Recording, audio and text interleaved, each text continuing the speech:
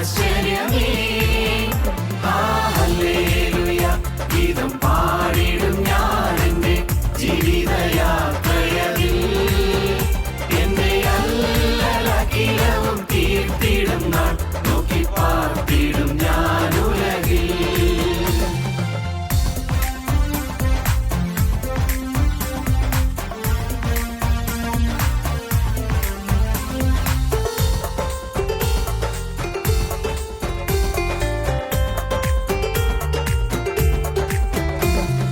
കലങ്ങുന്ന നേരത്ത് പ്രിയൻ തൻ വാഗ്ദത്തം ഒട്ടിച്ചുണർത്തുമെന്നേ.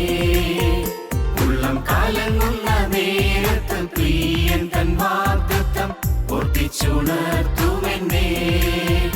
ഉള്ളം കരത്തിൽ വരച്ചവനൂർവിക്കധീശൻ താൻ എന്നോടെ ആശ്വാസകൻ. ഉള്ളം കരത്തിൽ വരച്ചവനൂർവിക്കധീശൻ താൻ എന്നോടെ ആശ്വാസകൻ. ഹല്ലേലൂയ ഗീതം പാടിടും ഞാൻ എൻ്റെ ജീവിതയാത്രയതിൽ.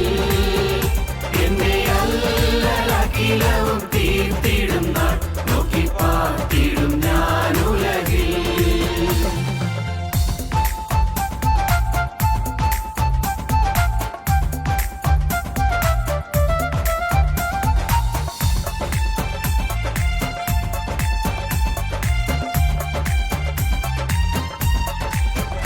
മാറും മനുജരെല്ലാം മഹിതല മധു തീജ്വാല ഇരയായി മാറുകിലും.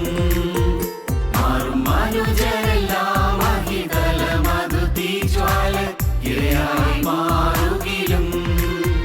തിരുവാഗ്ദത്തങ്ങൾക്കിതും മാറ്റം വരില്ലവൻ വരവിന്നാളാസന്നമായി. തിരുവാഗ്ദത്തങ്ങൾക്കിതും മാറ്റം വരില്ലവൻ വരവിന്നാളാസന്നമായി. ഹല്ലേലൂയ ഗീതം പാടിടും ഞാൻ എൻ്റെ ജീവിതയാത്രയതിൽ. എന്നെ അല്ലലകിലവും തീർത്തിടും നാൾ നോക്കി പാർത്തിടും ഞാൻ ഉലകിൽ. ഹല്ലേലൂയ ഗീതം പാടിടും ഞാൻ എൻ്റെ ജീവിതയാത്രയതിൽ. എന്നെ അല്ലലകിലവും തീർത്തിടും നാൾ നോക്കി പാർത്തിടും ഞാൻ ഉലകിൽ. ഞങ്ങളും ക്രൂശിക്കപ്പെട്ട ക്രിസ്തുവിനെ പ്രസംഗിക്കുന്നു. ദൈവതിരുനാമത്തിന് മഹത്വം ഉണ്ടാകട്ടെ. ദൈവത്തിന് സ്തോത്രം. നാം പ്രാർത്ഥനയിൽ കൂടി അത്ഭുതങ്ങൾ സാധിച്ചെടുക്കാൻ പറ്റും. പ്രാർത്ഥനയിൽ കൂടി ദൈവത്തിൻ്റെ അനുഗ്രഹം നമ്മിലേക്ക് വഴിഞ്ഞൊഴുകുന്നത് നമുക്ക് സ്വന്തമായി അനുഭവിക്കാൻ സാധിക്കും. ഏലിയാവ് നമുക്ക് സമസ്വഭാവമുള്ള മനുഷ്യനായിരുന്നു. മഴ പെയ്യാതിരിക്കേണ്ടതിന് അവൻ പ്രാർത്ഥനയിൽ അപേക്ഷിച്ചു. 3 സംവത്സരവും 6 മാസവും ദേശത്ത് മഴ പെയ്തില്ല. അവൻ വീണ്ടും പ്രാർത്ഥിച്ചപ്പോൾ ആകാശത്ത് നിന്ന് മഴ പെയ്തു, ഭൂമിയിൽ ധാന്യം വിളഞ്ഞു. പ്രാർത്ഥന ഒരു പാവപ്പെട്ട മനുഷ്യൻ്റെ, നമുക്ക് സമസ്വഭാവമുള്ളൊരു മനുഷ്യൻ്റെ പ്രാർത്ഥന ദൈവം കേട്ട് ദൈവം മനുഷ്യൻ്റെ ആഗ്രഹത്തെ ദൈവം സാധിപ്പിച്ചു കൊടുത്തു. ദൈവം മനുഷ്യനെ അനുസരിക്കാൻ തയ്യാറായി. സ്തോത്രം. എന്ന് പറഞ്ഞാൽ എന്താ? ദൈവം അനുസരിക്കുന്നു പറഞ്ഞത് അല്പം ആലങ്കാരികമായിട്ട് പറഞ്ഞതാണ്. അബ്രഹാം മോറിയാമലയിൽ ഇസാക്കിനെ യാഗം കഴിക്കാൻ തുടങ്ങുകയാണ്. അതുവരെയും ഇസാക്കിനോട് പറഞ്ഞിട്ടില്ല ഇസാക്കിനെയാണ് യാഗം കഴിക്കാൻ പോകുന്നതെന്ന്. ഇസാക്ക് ഒരു കുട്ടിയായിട്ട് പ്രകൃതിയുടെ സൗന്ദര്യമെല്ലാം കണ്ട് പൂക്കൾ പറിച്ച് ഇലത്തളപ്പുകളുടെ കീഴേ കൂടി നടന്ന് ഇസാക്ക് ഇങ്ങനെ ആ മലയുടെ മുകൾപ്പരപ്പിൽ, മോറിയാമലയുടെ മുകൾപ്പരപ്പിൽ അങ്ങനെ ഉല്ലസിച്ച് കളിച്ച് ഓടി നടക്കുകയാണ്. അബ്രഹാം വിറകടുക്കി കല്ലുകളിൽ പെറുക്കി വെച്ചു, യാഗപീഠം പണിതു, വിറകെല്ലാം അടുക്കി. ഇനി ഈ യാഗമൃഗത്തെ ആ വിറകിൻ മീതെ കിടത്തണം, എന്നിട്ട് കൊല്ലണം, എന്നിട്ട് തീ കൊടുക്കണം. ഇതൊക്കെയാണ് നടക്കേണ്ടത്. അബ്രഹാം ഒരു നിമിഷം ഒന്ന് മുകളിലേക്ക് നോക്കി. കർത്താവേ, നീ പറഞ്ഞതെല്ലാം ഞാൻ ചെയ്തിരിക്കുകയാണല്ലോ, ഇനിയുള്ളതും കൂടി ചെയ്യാൻ നിൻ്റെ കൃപ എന്നോടുണ്ടായിരിക്കണമേ. ബൈബിൾ അങ്ങനെയൊന്നും പറഞ്ഞിട്ടില്ല, നമുക്ക് ന്യായമായി ഊഹിക്കാവുന്ന കാര്യമാണ്. എൻ്റെ കൃപ എന്നോട് ഉണ്ടായിരിക്കണമേ. അബ്രഹാം ഇസാക്കിനെ വിളിച്ചു, മോനെ വന്നേ വിളിച്ചു. അബ്രഹാം അവനെ ചേർത്തണച്ച് അവന് നെറുകയിൽ ഉമ്മ വെച്ചിട്ട് പറഞ്ഞു, മോനെ നിന്നെ യാഗം കഴിക്കാനാണ് കർത്താവ് പറഞ്ഞത്. ദൈവം നിന്നെ യാഗം കഴിക്കാനാണ് പറഞ്ഞത്. ഇസാക്ക് ഒന്ന് ഞെട്ടി, അപ്പൻ്റെ മുഖത്തേക്ക് നോക്കി.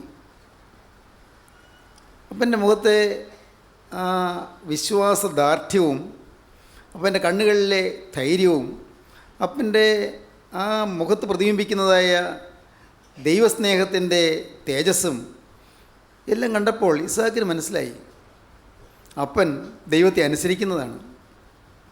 ദൈവത്തിന് അനുഗ്രഹം പ്രാപിച്ചുള്ള ഒരാളാണ് അപ്പൻ. അതുകൊണ്ട് ദൈവത്തെ അനുസരിക്കുന്നതാണ് മനസ്സിലായി. ഇസാക്ക് കൈ നീട്ടിക്കൊടുത്തു, കൈ രണ്ട് നീട്ടിക്കൊടുത്തു, കൈ കെട്ടി, കാലും കെട്ടി വിറകിൻ മീതെ കിടത്തി. അബ്രഹാം ഒന്നുകൂടി മുകളിലേക്ക് നോക്കി, കർത്താവേ നീ എല്ലാം കാണുന്നില്ലേ? നീ പറഞ്ഞതനുസരിച്ചല്ലേ ഞാനിതൊക്കെ ചെയ്തിരിക്കുന്നത്. അടുത്ത പടി ഞാൻ ചെയ്യാൻ പോവുകയാണ്. ഞാൻ കത്തിയെടുത്ത് മോനെ വധിക്കാൻ പോവുകയാണ്. കത്തിയെടുത്തു. കത്തി നല്ല തിളക്കമായി ആ വെയിൽ വെളിച്ചത്തിൽ അതിങ്ങനെ പാളിപ്പാളി കത്തി ജ്വലിച്ചു. കത്തിയുടെ തിളക്കത്തിൽ സൂര്യൻ്റെ നിഴൽപ്പാടുകൾ ഈ ഓമനപുത്രൻ്റെ മേൽ വന്ന് പതിഞ്ഞു. അബ്രഹാം കത്തി എടുത്തു, ഓങ്ങി. ഇപ്പോൾ വെട്ടും. പെട്ടെന്നാണ് ശബ്ദം, അബ്രഹാമേ അബ്രഹാമേ, തിടുക്കപ്പെട്ടൊരു വിളി, അബ്രഹാമേ അബ്രഹാമേ. അബ്രഹാം വീണ്ടും കാതോർത്തു. ദൈവത്തിൻ്റെ ശബ്ദമാണല്ലോ, കേട്ട് പരിചയമുള്ള ശബ്ദം, ധാരാളം പ്രാവശ്യം കേട്ടിട്ടുള്ള ശബ്ദം. അബ്രഹാമേ അബ്രഹാമേ, ബാലൻ്റെ മേൽ കൈവയ്ക്കരുത്. ദൈവത്തിന് സ്തോത്രം. ബാലൻ്റെ മേൽ കൈവയ്ക്കരുത്. അബ്രഹാം അനുസരിച്ചു. ബാലൻ്റെ മേൽ നിന്ന് ഈ കെട്ടെല്ലാം അഴിച്ചു, ബാലിനെ മാറ്റി നിർത്തി. പാവം ഇസ്ഹാക്കിന് ഇതൊന്നും മനസ്സിലായില്ല. എന്താണ് അപ്പൻ ഈ പറയുന്നത് ചെയ്യുന്നതൊന്നും മനസ്സിലായില്ല. അപ്പൻ പറഞ്ഞു അനുസരിക്കുന്നു. കൂടെ നിന്ന് പറഞ്ഞോട്ടെ, മാതാപിതാക്കളെ അനുസരിക്കുന്നത് ഭാഗ്യമാണ്. മാതാപിതാക്കളെ ബഹുമാനിക്കുന്നത് ഭാഗ്യമാണ്. നിനക്ക് നന്മയുണ്ടാകുവാനും നീ ഭൂമിയിൽ ദീർഘായുസ്സോടിരിപ്പാനും നിൻ്റെ അപ്പനെയും അമ്മയും ബഹുമാനിക്കുക എന്നത് വാഗ്ദത്തത്തോടെ ആദ്യ കൽപ്പനയാകുന്നു. പല മക്കളും ഈ മാതാപിതാക്കൾ ഉപദേശിക്കുന്നവർക്ക് ഇഷ്ടമല്ല. അധ്യാപകരെയോ ഇഷ്ടമല്ലല്ലോ. മാതാപിതാക്കൾ ഉപദേശിക്കുന്നത് ഇഷ്ടമല്ല. ഉപദേശം കേൾക്കുമ്പോഴേക്കും അവർ ദേഷ്യം വരും. മോനെ പ്രാർത്ഥിക്കുക, മോനെ പഠിക്കുക, മോനെ വേദവസ്തം വായിക്കുക, ഒന്നും അവർക്ക് ഇഷ്ടമല്ല. കാരണം ഈ യൗവനത്തിൻ്റെ ആരംഭത്തിൽ ബാലപ്രായം കഴിഞ്ഞ് കൗമാരപ്രായത്തിലേക്ക് കടക്കുമ്പോഴേക്കും അവരുടെ മനസ്സിൽ പലതരത്തിലുള്ളതായ വികാര തീവ്രതകൾ രൂപപ്പെട്ടു വരികയാണ്. ആ വികാരങ്ങൾ, പലതരത്തിലുള്ളതായ വികാരങ്ങൾ രൂപപ്പെട്ടു വരുന്ന ആ സമയത്ത് എല്ലാറ്റിനോടും ഒരു പുച്ഛമോ, എല്ലാറ്റിനോടൊരു അവഗണനയോ, ഇൻഡിഫറൻസ്, എല്ലാറ്റിനോടൊരു വെറുപ്പോ ഒക്കെ ആയിരിക്കും. അപ്പനോടും അമ്മയോടാണ് ഏറ്റവും കൂടുതൽ ശത്രുത്വം. കാരണം അവരല്ലേ കൂടുതൽ ഉപദേശിക്കുന്നത്. ചെറുപ്പക്കാർ പിള്ളേർ ശ്രദ്ധിച്ചോളണേ, ആ പ്രായം വളരെ അപകടം പിടിച്ച ഒരു പ്രായമാണ്. ആ കാലങ്ങളിൽ ഒരിക്കലും നിങ്ങൾ മാതാപിതാക്കളെ ധിക്കരിക്കരുത്, മാതാപിതാക്കളെ വേദനിപ്പിക്കരുത്, മാതാപിതാക്കളെ ഒരു കാരണവശാലും നിങ്ങൾ ദുഃഖിപ്പിക്കരുത്. ദൈവത്തിന് സ്തോത്രം. ദൈവത്തിന് വലിയ നാമം മഹത്വപ്പെടട്ടെ. പലപ്പോഴും മാതാപിതാക്കൾ മക്കളെ സ്നേഹിക്കുന്നുള്ളതായ കാര്യം മക്കൾക്ക് മനസ്സിലാവുകയില്ല. അവരുടെ നന്മയ്ക്ക് വേണ്ടിയാണ് അവർ പറയുന്നതും ചെയ്യുന്നതും അവർക്ക് മനസ്സിലാവുകയില്ല. അവരുടെ ഇഷ്ടത്തിനും അവരുടെ തന്നിഷ്ടത്തിനും വിട്ടുകൊടുക്കാതെ വരുമ്പോൾ എപ്പോഴും അവരുടെ ഉള്ളിൽ ഒരു പൈരുഥ്യം ഇങ്ങനെ വളർന്നുകൊണ്ടിരിക്കും. അവരുടെ ഉള്ളിൽ മത്സരഭാവം വളർന്നുകൊണ്ടിരിക്കും, അവരുടെ ഇഷ്ടത്തിന് വിട്ടുകൊടുക്കാത്തതുകൊണ്ട്. പക്ഷേ മക്കൾ മാതാപിതാക്കളെ അനുസരിച്ച് നിന്നാൽ ഭാഗ്യമാണ്. വേദവസ്തം പറയുന്നു, നിനക്ക് നന്മയുണ്ടാകും, മാത്രമല്ല ഭൂമിയിൽ നിനക്ക് ദീർഘായുസ്സും ഉണ്ടാകും. ഇല്ലെങ്കിലോ, മാതാപിതാക്കളെ അനുസരിക്കുകയും ബഹുമാനിക്കുകയും ചെയ്തില്ലെങ്കിൽ ഭൂമിയിൽ നിനക്ക് നന്മയുണ്ടാവുകയില്ല, നിനക്ക് ദീർഘായുസ്സും ഉണ്ടാവുകയില്ല. കാര്യം ഗൗരവമാണ്. ആയുസ്സിന് പോലും കേടുവരും, ഗൗരവമാണ്. അതുകൊണ്ട് മാതാപിതാക്കളെ അനുസരിച്ച് കൊള്ളുക. ഇസ്ഹാക്ക് നല്ല അനുസരണമുള്ളൊരു കുട്ടിയായിരുന്നു, അനുസരണമുള്ളൊരു മോനായിരുന്നു. അപ്പം പറഞ്ഞു, അനുസരിച്ചു. വരുംവരായികളൊന്നും ചിന്തിച്ചില്ല, ഒന്നും ചിന്തിച്ചില്ല. ഏതായാലും എന്നേക്കാൾ കൂടുതൽ പ്രായമുള്ള ആളപ്പൻ, എന്നേക്കാൾ കൂടുതൽ അനുഭവജ്ഞാനമുള്ള ആളപ്പൻ, എന്നേക്കാൾ കൂടുതൽ വിദ്യാഭ്യാസ പക്ഷേ എൻ്റെ അത്ര ഇല്ലെങ്കിൽ പോലും എൻ്റെ അപ്പൻ എന്നേക്കാൾ കൂടുതൽ ലോകത്ത് ഭൂമിയിൽ ജീവിച്ച് പരിചയമുണ്ടല്ലോ, അനുസരിക്കുന്നു. ഇസ്ഹാക്ക് അതുപോലുള്ള ചിന്താഗതിയായിരുന്നു, അനുസരിച്ചു. ഇസ്ഹാക്ക് മാറി നിന്നു. ഇപ്പോൾ നാം അബ്രഹാമിൻ്റെ മുഖത്തേക്ക് നോക്കൂ. അബ്രഹാമിൻ്റെ കയ്യിൽ കത്തി അങ്ങനെ തന്നെ ഇരിക്കുക, മോനെ മാറ്റി നിർത്തി, പക്ഷേ കത്തി അവിടെ ഇരിക്കുക. അവിടെ യാഗപീഠം തയ്യാറായിരിക്കുക, വിറകടുക്കി വെച്ചിട്ടുണ്ട്. യാഗം കഴിക്കാനാണല്ലോ വന്നത്. അബ്രഹാം മുകളിലേക്ക് നോക്കി. നോട്ടത്തിൻ്റെ അർത്ഥമുണ്ട്. കർത്താവേ, ഈ നിമിഷം വരെയും ഞാൻ നിന്നെ അനുസരിച്ചു, ഇനി നീ എന്നെ അനുസരിക്കണം. ഇതുവരെയും ഞാൻ നിന്നെ അനുസരിച്ചു, ഇനി നീ എന്നെ അനുസരിക്കണം. നീ പറഞ്ഞതൊക്കെ ഞാൻ ചെയ്തില്ലേ?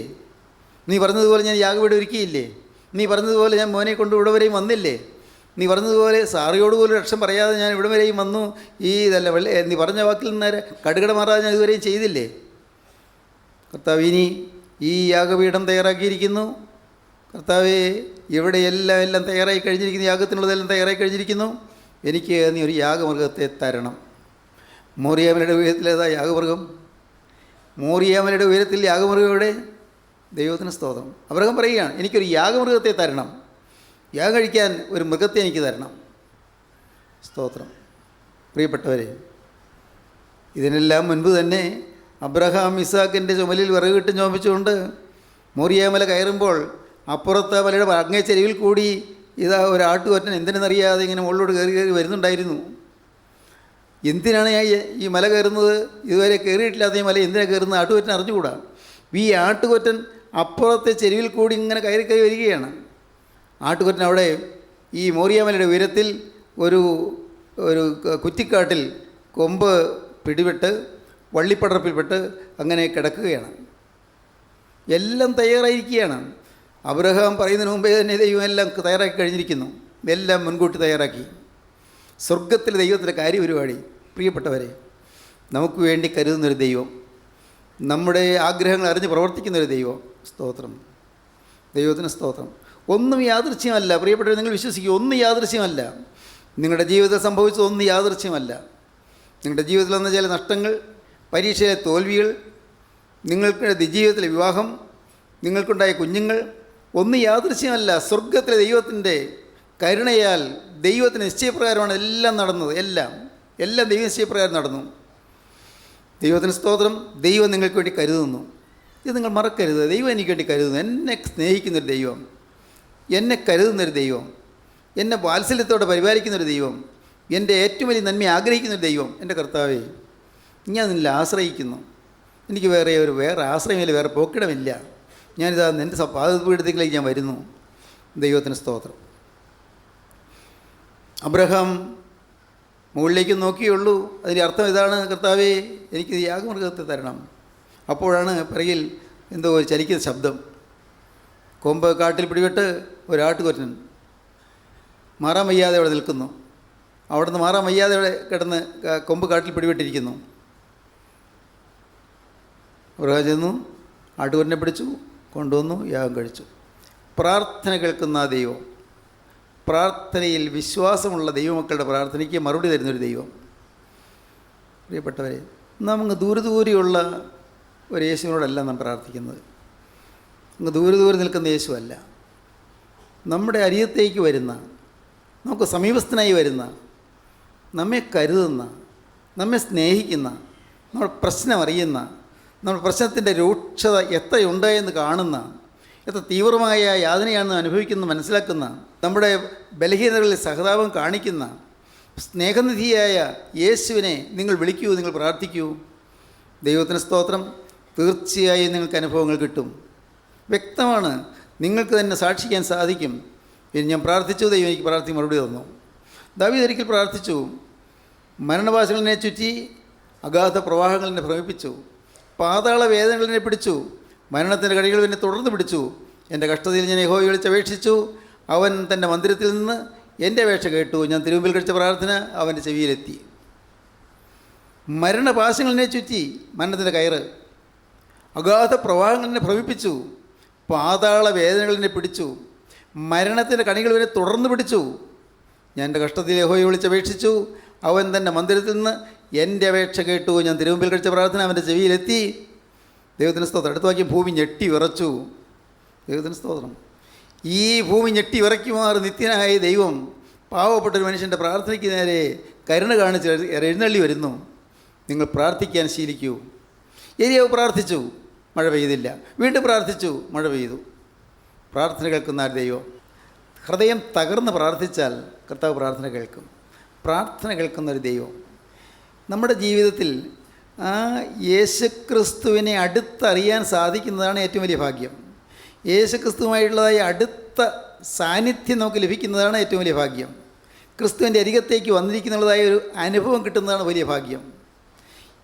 എന്തെല്ലാം കിട്ടിയാലും തുല്യമാകാത്ത ഒരു മഹാഭാഗ്യമാണ് ക്രിസ്തു എൻ്റെ അരികത്തേക്ക് വന്നിരിക്കുന്നു. ക്രിസ്തു ഞാൻ ഇരിക്കുന്നിടത്തേക്ക് വന്ന് എൻ്റെ മുമ്പിലിരുന്ന് ഞാൻ പറയുന്നതെല്ലാം കേൾക്കുന്നു. എൻ്റെ സങ്കടങ്ങളെല്ലാം കേൾക്കുന്നു. എൻ്റെ കണ്ണുനീരവൻ തുടച്ചു തരുന്നു. അവൻ്റെ തൃക്കരൻ തലമേൽ വെച്ച് എന്നെ അനുഗ്രഹിക്കുന്നു. എൻ്റെ ബലഹീനതയെല്ലാം അവൻ ക്ഷമിക്കുന്നു. എൻ്റെ ജീവിതത്തിൽ സംഭവിച്ചു പോയ പാകപ്പിഴകളും പാപങ്ങളും എല്ലാം അവൻ പുറത്തു തരുന്നു. എല്ലാം ക്ഷമിച്ചു തരുന്നു. എല്ലാം കഴുകിത്തരുന്നു. ദൈവത്തിന് സ്തോത്രം. പ്രിയപ്പെട്ടവരെ, ഈ വീണ്ടും ജന്മം എന്ന് പറയുന്ന മഹാഭാഗ്യം, പുതുജന്മം എന്ന് പറയുന്ന മഹാഭാഗ്യം കിട്ടുമ്പോൾ എന്താണ് കിട്ടുന്നത്? നിങ്ങൾ ചിന്തിക്കൂ. ഒരു ശിശുവിനെ ഏതെങ്കിലും പോലീസ് ഒന്ന് അറസ്റ്റ് ചെയ്യുമോ? ഒരു ശിശു കണ്ട് ഇന്ന് ജനിച്ചേ ഉള്ളൂ, ഇവനെ അറസ്റ്റ് ചെയ്തിരിക്കുന്നു പറയുമോ? കാരണം അവന് പാസ്റ്റ് ലൈഫില്ല, അവന് പഴയ ജീവിതമില്ല. അവനിപ്പോൾ ജനിച്ചേ ഉള്ളൂ, പഴയൊരു ജീവിതമില്ല. പഴയ ജീവിതം ഇല്ലാത്തതുകൊണ്ട് ആ ശിശുവിനെ ഒരിക്കലും പോലീസ് അറസ്റ്റ് ചെയ്യുകയില്ല. അവന് പഴയ ജീവിതമില്ല എന്നതുപോലെയാണ് വീണ്ടും ജന്മം കഴിഞ്ഞൊരു ദൈവവൈതലിന് പഴയതെല്ലാം പോയി. ഇപ്പോൾ അവൻ പുതിയൊരു ശിശുവായിട്ട് ജനിച്ചിരിക്കുകയാണ്. പഴയത് വെച്ചുകൊണ്ടൊന്നും നിന്നെ വിധിക്കുകയില്ല, പഴയത് വെച്ചുകൊണ്ട് നിന്നെ ശിക്ഷിക്കുകയില്ല. പഴയത് പോയി, വീണ്ടും ജന്മം പ്രാപിച്ചു. വീണ്ടും ജന്മം വചനം കേട്ടതുകൊണ്ട്, വചനം സ്വീകരിച്ചതുകൊണ്ട്, വചനം പ്രമാണിപ്പാൻ തീരുമാനിച്ചതുകൊണ്ട്, വിശുദ്ധ വചനത്താൽ നമുക്ക് വീണ്ടും ജന്മം ലഭിക്കുന്നു. വീണ്ടും ജന്മം ലഭിക്കുന്നതുകൊണ്ട് നാം ഒരു ശിശുവായി പിറക്കുന്നു. ആത്മലോകത്തൊരു ശിശു, ആത്മലോകത്തൊരു ശിശുവായി ജനിക്കുന്നു. പഴയ മനുഷ്യൻ അതങ്ങ് തീർന്നുപോയി. പഴയ മനുഷ്യൻ മരിച്ചുപോയി. പഴയ മനുഷ്യൻ മരിച്ചു, അടക്കപ്പെട്ടു, കുഴിച്ചിടപ്പെട്ടു എന്നാണ് വേദവസം പറയുന്നത്. പഴയ മനുഷ്യൻ മരിച്ചു, കുഴിച്ചിടപ്പെട്ടു. എന്നിട്ടോ പുതിയ മനുഷ്യൻ ഉയർത്തെഴുന്നേറ്റു. അത് ശിശുവാണ്, ആത്മാവിൽ ശിശുവാണ്. ദൈവത്തിന് സ്തോത്രം. അപ്പോൾ ഈ ഒരു അനുഭവം നാം പ്രാപിച്ചു കഴിഞ്ഞാൽ പഴയതൊന്നും നമ്മുടെ മേൽ വരികയില്ല. പഴയതിൻ്റെ ശിക്ഷകൾ നമ്മുടെ മേൽ വരികയില്ല. പഴയതിൻ്റെ മ്ലേച്ഛതകൾ നമ്മെ പിന്തുടരുകയില്ല. പേടിക്കണ്ട. പണ്ട് ആഭിചാര പ്രവൃത്തികൾ, മന്ത്രവാദങ്ങൾ, ക്ഷുദ്രപ്രയോഗങ്ങൾ നടത്തിയിട്ടുണ്ട്. പണ്ട് രാഹുകാലം, മുഹൂർത്തം നോട്ടം, ശകുനം നോട്ടം, ഗൗളീ ശാസ്ത്രം, കൈനോട്ടം, കൈരേഖ, മുഖലക്ഷണം, മഷിയിട്ട് നോട്ടം, എന്തെല്ലാം എന്താ കൈവശം കൊടുക്കുക, കൈവശം കൊടുക്കുക, ബുദ്ധിയില്ലാതാക്കുക, ഇങ്ങനെയുള്ളതായ പല പല കാര്യങ്ങളൊക്കെ ചെയ്യുന്നതായിട്ടൊക്കെ പലരും അവകാശപ്പെടുന്നുണ്ട്. പക്ഷേ ഇതെല്ലാം പാസ്റ്റ് ലൈഫ്, കഴിഞ്ഞുപോയി, തീർന്നു. അതെല്ലാം കഴിഞ്ഞു. അറിയായ്മയുടെ കാലങ്ങളെ ദൈവം ലക്ഷ്യമാക്കുന്നില്ല. അപ്പോൾ 17:30 കഴിഞ്ഞ കാലങ്ങളിൽ അറിവില്ലാത്ത കാലങ്ങളാണ്. അറിയായ്മയുടെ കാലങ്ങളെ ദൈവം ലക്ഷ്യമാക്കുന്നില്ല. സ്നേഹിത, നീ ഭയപ്പെടണ്ട. നിൻ്റെ പഴയ കാലത്തെ ഇതൊന്നും നിൻ്റെ മേൽ കണക്കിടുകയില്ല. അതിൽ അറിയായ്മയുടെ കാലങ്ങളാണ്, ദൈവത്തെ അറിയാത്ത കാലങ്ങളാണ്. സത്യവും ഉണ്ടോ അറിയാൻ പാടില്ല. നമസ്കാരം ചൊല്ലി പള്ളിയിൽ പോയി കുമ്പസാരിച്ചു, കുർബാന കൊണ്ടു, ചിലർക്ക് ചടങ്ങുകൾ ആചരിച്ചു, കൊള്ളാം. പക്ഷേ അതുകൊണ്ടൊന്നും നിൻ്റെ ജീവിതം മാറിയില്ല, നിൻ്റെ സ്വഭാവം മാറിയില്ല. മാനസാന്തരം, പരിശുദ്ധാത്മാവ് ഒരു മനുഷ്യൻ്റെ ഉള്ളത്തിലേക്ക് വരുന്ന മഹാഭാഗ്യം, യേശുക്രിസ്തു ഒരു മനുഷ്യൻ്റെ ഹൃദയത്തിൽ ജനിക്കുന്ന മഹാഭാഗ്യം, ക്രിസ്തു ഉരുവാകുന്ന മഹാഭാഗ്യം, ക്രിസ്തു നമ്മുടെ ഉള്ളത്തിൽ ജനിക്കുന്ന മഹാഭാഗ്യം, ക്രിസ്തു നമ്മുടെ ജീവിതത്തെ സമൂലം രൂപാന്തരപ്പെടുത്തുന്ന മഹാഭാഗ്യം. ഈ മഹാഭാഗ്യം നാം ലഭിക്കുമ്പോൾ പഴയതെല്ലാം തീർന്നു. 17:30 അപ്പോസ്തലപ്രവൃത്തി 17:30. എന്നാൽ അറിയായ്മയുടെ കാലങ്ങളെ ദൈവം ലക്ഷ്യമാക്കാതെ ഇപ്പോൾ എല്ലായിടത്തും എല്ലാവരും മാനസാന്തരപ്പെടണമെന്ന് മനുഷ്യരോട് കൽപ്പിക്കുന്നു. അറിയായ്മയുടെ കാലങ്ങളെ ദൈവം ലക്ഷ്യമാക്കാതെ ഇപ്പോൾ എല്ലായിടത്തും എല്ലാവരും മാനസാന്തരപ്പെടണമെന്ന് ദൈവം മനുഷ്യരോട് കൽപ്പിക്കുന്നു. ദൈവത്തിന് സ്തോത്രം. അറിയായ്മയുടെ കാലങ്ങളെ ദൈവം ലക്ഷ്യമാക്കുന്നില്ല. ഇപ്പോൾ എല്ലായിടത്തും എല്ലാവരും മാനസാന്തരപ്പെടണമെന്ന് ദൈവം മനുഷ്യരോട് കൽപ്പിക്കുന്നു. ഇപ്പോൾ ഇതുവരെ അന്നതെല്ലാം തീർന്നു, എല്ലാം തീർന്നു. ഇപ്പോൾ മാനസാന്തരപ്പെടുക. ദൈവത്തിന് സ്തോത്രം. സഹോദരങ്ങളെ, ഞാൻ ചോദിക്കട്ടെ, നിങ്ങൾ മാനസാന്തരം അനുഭവിച്ചിട്ടുണ്ടോ? മാനസാന്തരം എന്ന് പറയുന്ന ആ അത്ഭുതകരമായ സംഭവം നിങ്ങളുടെ ജീവിതത്തിൽ നടന്നിട്ടുണ്ടോ? മാനസാന്തരം പലർക്കും വിലയില്ലാത്ത വാക്കാണ് മാനസാന്തരം. എന്നാൽ ഒരു ദൈവവൈതലിന് ഏറ്റവും വിലയേറിയ വാക്കാണ് മാനസാന്തരം. അതൊരത്ഭുതമാണ്. മാനസാന്തരം കിട്ടുക അതൊരത്ഭുതമാണ്. മാനസാന്തരം ലഭിക്കുക. പലർക്കും കിട്ടുന്നില്ല, പലർക്കും മനസ്സിലാകുന്നില്ല. എന്താണിത്? പലർക്കും മനസ്സിലാകുന്നില്ല. മാനസാന്തരം എന്ന് പറയുന്ന ആ അത്ഭുത കാര്യത്തിൻ്റെ പ്രസക്തിയും പ്രാധാന്യവും അതിൻ്റെ പ്രയോജനവും പലർക്കും ഗ്രഹിക്കാൻ സാധിച്ചിട്ടില്ല, പലർക്കും മനസ്സിലാകുന്നില്ല. എനിക്കിത് മാനസാന്തരപ്പെടണമെന്ന് ആഗ്രഹിക്കുന്നവരുണ്ട്, പക്ഷേ അവർക്കത് കിട്ടുന്നില്ല. ഇത് ജ്ഞാനികൾക്കും വിവേകികൾക്കും മറിച്ച് ശിശുക്കൾക്ക് വെളിപ്പെടുത്തി കൊടുത്ത മർമ്മമാണ്. ജ്ഞാനികൾക്കും വിവേകികൾക്കും മറിച്ച് ശിശുക്കൾക്ക് വെളിപ്പെട്ട് കിട്ടി. ശിശുമനസ്ഥിതിയോടെ സ്വീകരിക്കുന്നവർക്ക് കിട്ടുന്നതായ മഹാഭാഗ്യം. പ്രിയപ്പെട്ടവരെ, നിങ്ങൾക്ക് ഈ മഹാഭാഗ്യം കിട്ടിയിട്ടുണ്ടോ? മാനസാന്തരം കിട്ടിയിട്ടുണ്ടോ? എങ്കിൽ നിങ്ങൾക്ക് ധൈര്യമായി സ്വർഗസ്ഥനായ പിതാവിൻ്റെ അരികിലേക്ക് കടന്നിയെല്ലാം. സ്വർഗത്തിലെ അപ്പ എന്ന് വിളിച്ചുകൊണ്ട് കടന്നിയെല്ലാം. സ്വർഗസ്ഥനായി ഞങ്ങളുടെ പിതാവേ എന്ന് വിളിച്ചുകൊണ്ട് കടന്നിയെല്ലാം. സ്വർഗത്തിലെ എൻ്റെ അപ്പ എന്ന് വിളിച്ചുകൊണ്ട് കടന്നിയെല്ലാം. സ്വർഗസ്ഥനായി എൻ്റെ പിതാവേ എന്ന് വിളിച്ചുകൊണ്ട് കടന്നിയെല്ലാം. സ്വർഗത്തിലെ അപ്പൻ്റെ അരികിലേക്ക് നിങ്ങൾ ഹൃദയം പകരാം. ഉള്ളു തുറന്നു പറഞ്ഞുകൊണ്ട്, ഉള്ളു തുറന്നുകൊണ്ട് നിങ്ങൾക്ക് ഹൃദയം ദൈവത്തിലേക്ക് ഫലമേൽപ്പിച്ചുകൊണ്ട് നിങ്ങൾക്ക് ചെല്ലാം, ദൈവസന്നിധിയിലേക്ക് ചെല്ലാം. ബലഹീനതകളും നിങ്ങളുടെ പാകപ്പിഴകളും എല്ലാം ഏറ്റു പറയാം. നിങ്ങൾക്ക് പറ്റിയ അബദ്ധങ്ങൾ, അവിവേകങ്ങൾ, അശുദ്ധികൾ, അത്യാഗ്രഹങ്ങൾ എല്ലാം നിങ്ങൾക്ക് ഏറ്റു പറയാം. എല്ലാം പറഞ്ഞാൽ എല്ലാം കേൾക്കും, എല്ലാം ക്ഷമിച്ചു തരും. ക്ഷമിക്കുന്ന ദൈവം, സ്നേഹവാനായ ദൈവം, ദൈവത്തിന് സ്തോത്രം. സ്നേഹവാനായ ദൈവം, എല്ലാം ക്ഷമിക്കുന്നവനായ ദൈവം. ഇന്നിത് കേട്ടുകൊണ്ടിരിക്കുമ്പോൾ തന്നെ നിങ്ങൾക്ക് ഈ മഹാഭാഗ്യം അനുഭവിക്കാം. കർത്താവിൻ്റെ സന്നിധിയിലേക്ക് നിങ്ങൾക്ക് ഓടി വരാം. കർത്താവെ, കഴിഞ്ഞ കാലങ്ങൾ പാഴായിപ്പോയ കാലങ്ങളാണ്. കഴിഞ്ഞ കാലങ്ങൾ എൻ്റെ കർത്താവെ നിത്യതയിലേക്ക് നോക്കുമ്പോൾ ആ പാഴായിപ്പോയ വർഷങ്ങളാണ്. കർത്താവെ, ഇത്രയും വർഷങ്ങൾ ഞാൻ പാഴാക്കി കളഞ്ഞു. വിലയേറിയ ആത്മാവിൻ്റെ കാര്യം ചിന്തിക്കാതെ ഞാൻ കാലങ്ങൾ കഴിച്ചുപോയി. എൻ്റെ കർത്താവെ, ആത്മാവിനെ കരുതാതെ, നിത്യജീവൻ എന്നുള്ളത് എന്താണെന്ന് ഓർക്കാതെ, സ്വർഗവും നരകവും ഉണ്ട് എന്ന് മനസ്സിലാക്കാതെ ഞാൻ ചില ചടങ്ങുകൾ ആചരിച്ച് എൻ്റെ ജീവിതം നഷ്ടപ്പെടുത്തി കളഞ്ഞു. നാഥാ, ഇന്ന് ഞാനിതാ തിരുമുമ്പാകെ വരുന്നു. കർത്താവെ, ഞാൻ എല്ലാവരെയും മാനിച്ചും എല്ലാവരെയും ആദരിച്ചും എല്ലാവരെയും ബഹുമാനിച്ചും എല്ലാവരെയും ശ്രേഷ്ഠരായിട്ട് എണ്ണിക്കൊണ്ടും കർത്താവേ, നാഥ, നിന്നെ മാത്രം ആരാധിച്ചുകൊണ്ട് ഞാനിതാ ഒരു പുതിയ ജീവിതം തുടങ്ങുന്നു. നാഥ, നീ എൻ്റെ അരികിലേക്ക് വരണമേ, നീ എൻ്റെ ഹൃദയത്തിലേക്ക് കടന്ന് വരണമേ. ഈ നിസ്സാര മനുഷ്യൻ്റെ ഹൃദയത്തിലേക്ക് യേശുനാഥ നീ എഴുന്നള്ളി വരണമേ. ഈ ഹൃദയത്തിൽ നീ ഇരിപ്പുറപ്പിക്കണമേ. ഇവിടെ നീ സിംഹാസനം സ്ഥാപിക്കണമേ. സ്വർഗം സിംഹാസനവും ഭൂമി വാതുവേടുമായ രക്ഷകനായ മിശിഹാ തമ്പുരാനെ നിൻ്റെ ആലയമാക്കി എന്നെ തീർക്കണമേ.